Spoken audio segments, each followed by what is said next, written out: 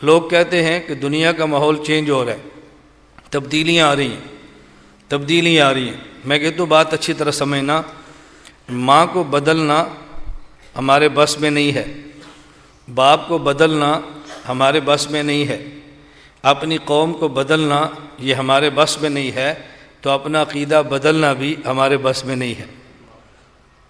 بات سمجھ آئی؟ ماں بدلنا ہمارے بس میں نہیں ہے، باپ کو بدلنا ہمارے بس میں نہیں ہے، اپنی قوم بدلنا ہمارے بس میں نہیں ہے، تو اپنا عقیدہ بدلنا بھی۔ دنیا کی تبدیلیوں سے ماں تبدیل نہیں ہوتی، دنیا کے انقلابات سے باپ نہیں بدلتا، قوم نہیں بدلتی، تو ہم عقیدہ کیسے بدل سکتے ہیں؟ اس لیے ہم اپنے عقیدے جو ہیں اس کو اعلان بیان کرتے ہیں کہ ہمارے اللہ کی ذات کے بارے میں یہ عقیدے ہیں، پیغمبر کی ذات کے بارے میں یہ ہیں، صحابہ کرام کے بارے میں یہ ہیں، اور تمام تر ہم بڑے کھلے عام یہ بات کرتے ہیں کہ ہمارے عقائد فلاں فلاں ہیں اور ہم اسے بدلنے کے لیے تیار نہیں ہیں۔ میں بڑی ترتیب سے چند ایک باتیں کہہ رہا ہوں تاکہ تھوڑے وقت میں بات پوری ہو جائے۔ ہم کوئی پوچھے کون ہیں تو ہم کہتے ہیں جی ہم مسلمان ہیں۔ لوگ کہتے ہیں جب آپ مسلمان ہیں تو مسلمان ہونے کے بعد پھر آپ کیوں کہتے ہیں آپ دیوبندی ہیں؟ اس کی کیا ضرورت ہے؟ تم یہ کیوں نہیں کہتے ہم امت ہیں؟ امت ہونے کی بات کرو، دیوبند کی بات نہ کرو۔ اس کے لیے میں ایک چھوٹا سا واقعہ پیش کرتا ہوں۔ یہ بہت پرانی بات ہے، غالباً 1992 کی بات ہے۔ ضلع مانسہرہ میں ایک گاؤں ہے پڑھینا۔ میں 1992 کی بات، جب میں طالب علم تھا، میں وہاں پہ گیا، بیان کیا، تو بیان کے بعد ایک شخص نے مجھ سے سوال کیا، چھوٹی داڑھی، تعلق ایسی جماعت ہے جو چھوٹی داڑھی کو مسنون داڑھی کہتے ہیں، میں جماعت کا نام لے کے تردید نہیں کرتا۔ مجھے بیان کے بعد وہ شخص فرمانے لگے کہ مولانا صاحب آپ یہ کیوں کہتے ہیں کہ میں دیوبندی ہوں؟ آپ سیدھا کہہ دو میں مسلمان ہوں، کیا مسلمان کہہ دینا کافی نہیں ہے؟ میں نے کہا آپ کہاں رہتے ہیں؟ کہتے ہیں پڑھینا۔ میں نے کہا آپ سیدھا کیوں نہیں کہتے کہ میں دنیا میں رہتا ہوں؟ پڑھینا کہنا کوئی ضروری ہے؟ پڑھینا بھی تو دنیا میں ہی ہے نا۔ مجھے کہتا ہے کہ مولانا صاحب جب دنیا کو ہوں گا تو لوگ پوچھیں گے کہ آپ کا بر اعظم کون سا ہے؟ مجھے کہنا پڑے گا ایشیا۔ لوگ پوچھیں گے بر اعظم ملک کون سا ہے؟ مجھے کہنا پڑے گا پاکستان۔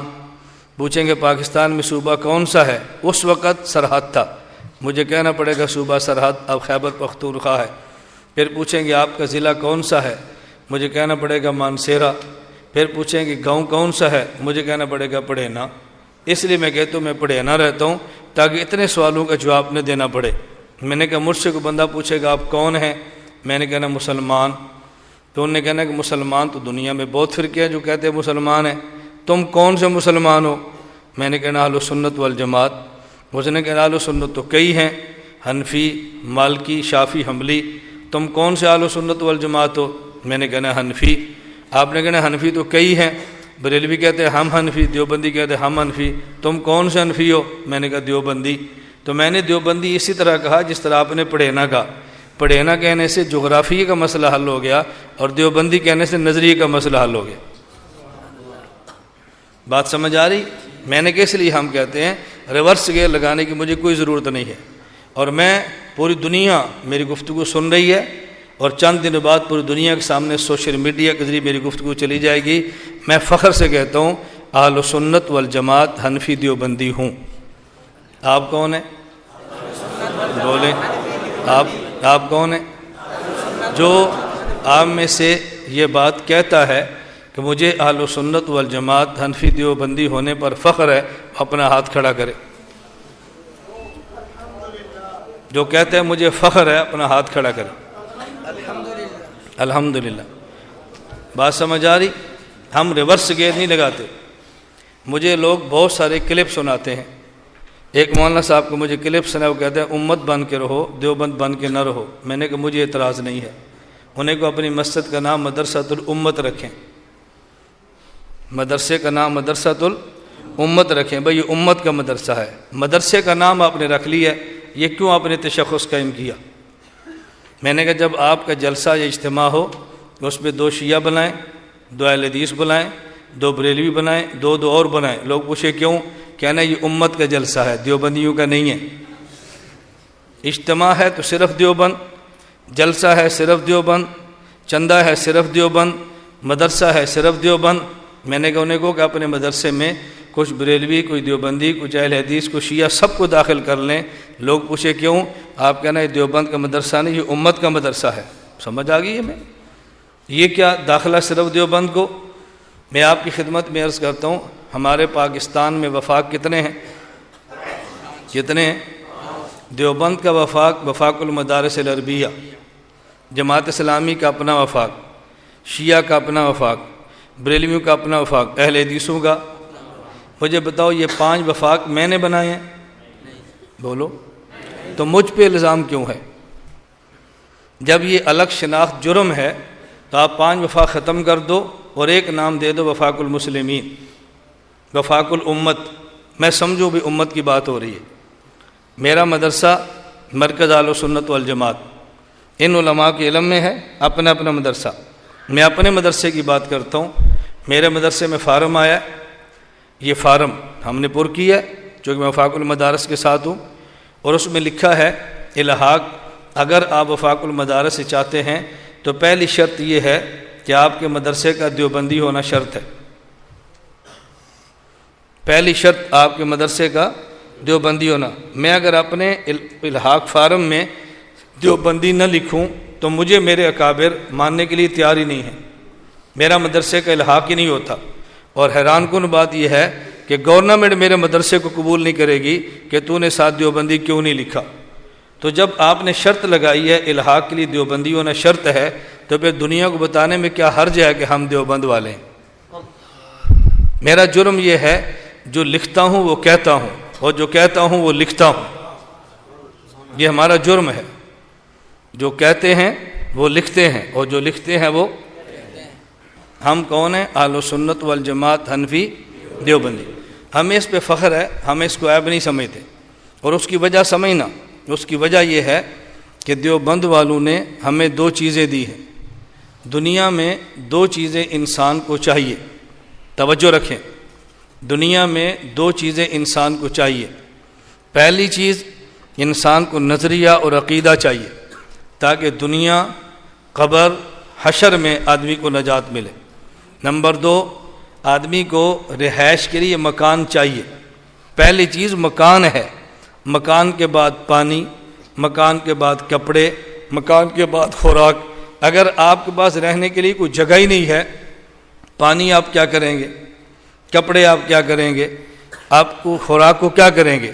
تو نجات کے لیے ایک چیز چاہیے نظریہ، اور رہنے کے لیے ایک چیز چاہیے جگہ۔ دیوبند علماء نے ہم پہ 2 احسان کیے ہیں، ہمیں نجات کے لیے نظریہ بھی دیا ہے اور ہمیں رہائش کے لیے پاکستان کا ملک بھی دیا ہے۔ تو میں دیوبند کو کیسے بھول جاؤں؟ ہم کیسے ریورس گیئر لگا لیں؟ ہم کیسے چھوڑ دیں؟ علماء دیوبند نے احسان کیا، نظریہ بھی دیا ہے، اور علماء دیوبند نے احسان کیا کہ ہمیں پاکستان بھی دیا ہے۔ لہٰذا علماء دیوبند نے ہمیں نظریہ دیا، ہم اس نظریے کا تحفظ دلائل سے کریں گے۔ ہمیں پاکستان رہنے کے لیے دیا، ہم خون کا آخری قطرہ دے کر بھی پاکستان کی حفاظت کریں گے انشاءاللہ۔ ہم اس نظریے میں ہونے والا فساد بھی برداشت نہیں کرتے، اور اس ملک میں ہونے والا فساد بھی برداشت نہیں کرتے۔ نہ ہم نظریاتی خانہ جنگی کا قائل ہیں، اور نہ ہی ہم جغرافی اور ملکی خانہ جنگی کے قائل ہیں۔ یہ میں بات ٹھیک کہہ رہا ہوں یا غلط کہہ رہا ہوں؟ اس لیے میں نے کہا اہل سنت والجماعت حنفی دیوبندی ہے۔ یہ ان دنوں میں ایک فضا پوری دنیا میں چل رہی ہے، جو میڈیا میں آتا ہے، جو کلپ بناتا ہے، جو سوشل میڈیا میں آتا ہے، دیوبندی مت کہو، دیوبندی مت کہو۔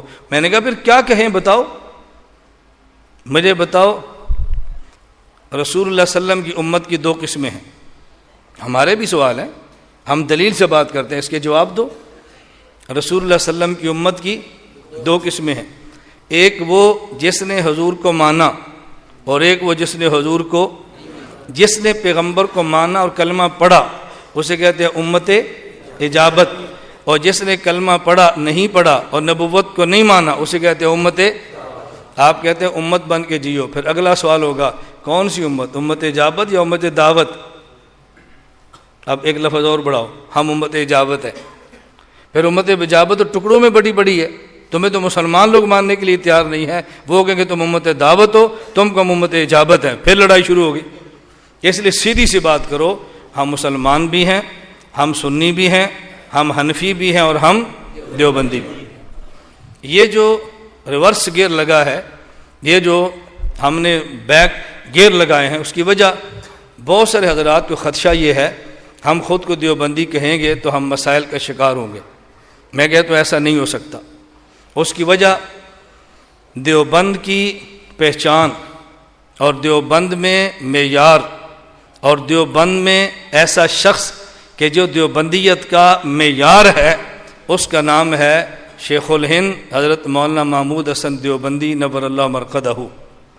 یہ بنیاد اور معیار ہے وہ شخص دیوبندیت کے لیے۔ آپ اس کو پڑھ لیں تو آپ کے پاس پاکستان میں رہتے ہوئے مسائل پیدا نہیں ہوں گے۔ اگر مسائل پیدا ہوں گے تو شیخ الہند نے مسائل کا حل بھی دیا ہے، وہ مسائل آپ کے حل بھی ہو جائیں گے انشاءاللہ۔ مجھے ایک بات پہ بہت تعجب ہوا، ابھی کل کی بات ہے، مجھے ایک ساتھی نے ایک بندے کا کلپ بھیجا۔ اب وہ کلپ میں کیا سمجھا رہے ہیں؟ انہوں نے کہا بھی حضرت شیخ الہند رحمۃ اللہ علیہ کو پڑھا کرو۔ حضرت شیخ الہند نے طویل زندگی 3 سال کی جیل کاٹی، باہر تشریف لائے تو فرمایا میں تجربے کی بنیاد پہ کہتا ہوں 2 کام سے امت تباہ ہوئی ہے، لہذا 2 چیزوں کا خیال کرو۔ نمبر 1، امت تباہ ہوئی ہے قرآن سے دور رہنے کی وجہ سے۔ نمبر 2، امت تباہ ہوئی ہے قرآن کریم آپس میں اختلاف کی وجہ سے۔ لہذا شیخ الہند کی بات مانو، قرآن سے تعلق جوڑو، اور شیخ الہند کی بات مانو، اس کے بعد آپس کے اختلاف چھوڑ دو۔ یہ امت بن کے جیو، مذہب کے نام پہ، قوم کے نام پہ، فلاں کے نام پہ یہ تقسیم چھوڑ دو۔ میں نے کہا آپ نے کس شیخ الہند کو پڑھا ہے؟ یہ وہی حضرت شیخ الہند ہیں کہ جب ہندوستان میں محمد حسین بٹالوی غیر مقلد نے ایک اشتہار شائع کیا اور اس میں 10 مسئلے لکھے اور پھر چیلنج کیا اور فی مسئلے پر انعام لکھا کہ جو ایک مسئلے کا جواب دے گا میں اس کو 1 روپیہ 10 روپے دوں گا۔ تو میں نے کہ اس 10 سوال والے اشتہار کا جواب جس بزرگ نے دیا اس کا نام کیا تھا؟ کیا نام تھا؟ شیخ الہند۔ اور جو کتاب لکھی اس کا نام کیا تھا؟ ادلہ کاملہ کے نام سے جواب لکھا۔ اور مولانا حسین بٹالوی نے کسی بندے سے ادلہ کاملہ کا پھر جواب لکھوایا اور نام رکھا مفتاح الادلہ۔ شیخ الہند نے پھر جواب الجواب لکھا اور نام لکھا ایضاح الادلہ۔ 100 سال گزر گئے، اس بابا جی کا جواب دوبارہ نہیں آیا۔ میں نے کہا یہ ہے شیخ الہند، یہ ہے شیخ الہند۔ ہم کسی سے اختلاف نہیں کرتے، ہم کسی کو برا بلا نہیں کہتے، ہم کسی کے عقیدے پر چوٹیں نہیں مارتے، لیکن جو ہمارے عقیدے پر اعتراض کرے گا اس کا جواب تو دیں گے۔